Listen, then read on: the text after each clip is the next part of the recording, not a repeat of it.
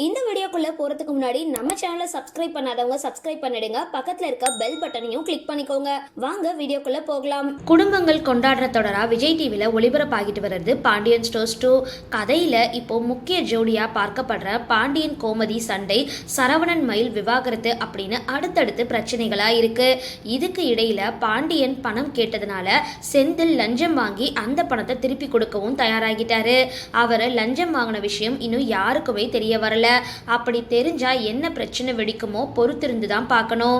இந்த வார எபிசோடோட ப்ரோமோவில் பாண்டியனை திட்டியபடி ரோட்ல நடந்துட்டு வராங்க கோமதி. அவங்கள வீட்டுக்கு அழைச்சு பாண்டியன் அவங்க பின்னாடியே வராரு. ஊர் மக்கள் எல்லாருமே அவங்களையே பார்க்கறாங்க. நல்ல காமெடியான இந்த ப்ரோமோ ரசிகர்கள் கிட்ட நல்ல லைக்ஸ்களை அள்ளிட்டு வருது. இந்த நிலையில சீரியல்ல ராஜியா நடிச்சுட்டு வர ஷாலினியோட சம்பள விவரம் என்ன அப்படின்ற தகவல் இப்போ வெளிவந்திருக்கு. ஒரு நாளைக்கு பாண்டியன் ஸ்டோர்ஸ் 2 சீரியல்ல நடிக்க ஷாலினி ரூபாய் 5000 சம்பளம் வாங்குறதா சொல்லப்படுது. இவங்களோட மொத்த சொத்து மதிப்பு ரூபாய் 5 லட்சம் இருக்கும்னு சொல்லப்படுது. சரி, இந்த வீடியோ பத்தின உங்களோட கருத்துக்களை கீழே கமெண்ட் பாக்ஸ்ல போஸ்ட் பண்ணுங்க. வீடியோ பிடிச்சிருந்தா லைக் பண்ணுங்க, ஷேர் பண்ணுங்க, மறக்காம டிபி காபி சேனலை சப்ஸ்கிரைப் பண்ணுங்க.